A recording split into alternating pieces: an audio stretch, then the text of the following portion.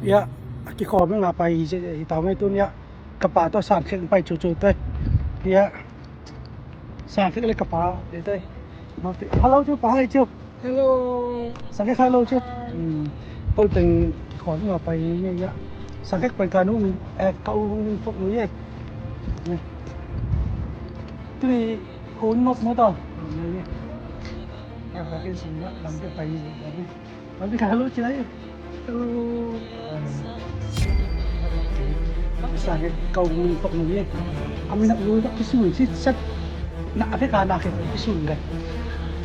apa ini kami nak ni jadi kami nak penting kasihnya apa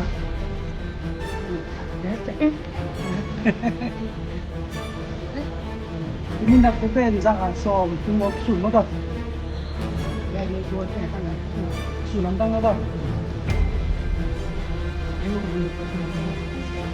ai thì là cái sự mà mình được cái này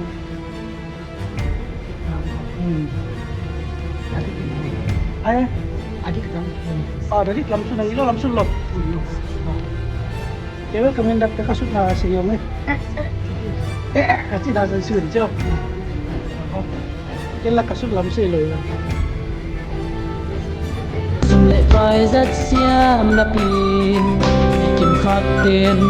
và biết xa xuân lệ phai tên yang na di ngun na piano